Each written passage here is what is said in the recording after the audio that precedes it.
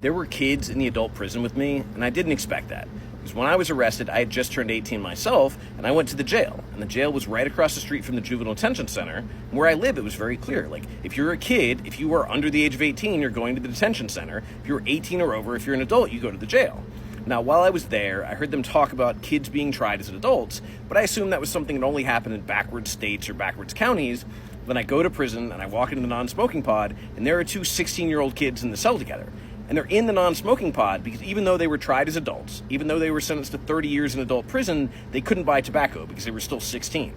And you got to consider, they were arrested. Like, they committed their crimes and were arrested when they were 14 or 15. This didn't just happen and magically end up in prison. Like, there was a long time span of a year and a half, 2 years. So it just blew my mind that they were there. Now, generally, young kids were the ones who caused problems. When I say young kids, I mean 18 or over, like 18, 19, 20. They were loud, they were crazy, they were trying to prove themselves. These two kids were completely out of the way. Like, they had learned their lesson. Basically, they had gone in so young, they were probably terrified. I mean, I was scared going in at 18. I can't imagine going into jail at 14 and being around a bunch of adults. So they stayed out of the way, they got a lot of respect, and generally, you wouldn't, like, target or bully a kid. Like, that's just not acceptable. One of the things in prison is you don't mess with kids, and that goes for inside. Now, those 18, 19-year-old kids who kind of like act up or create problems for themselves, that's different. But yeah, if you got a 14 or 15 or 16-year-old kid in the adult prison, nobody's going to mess with them.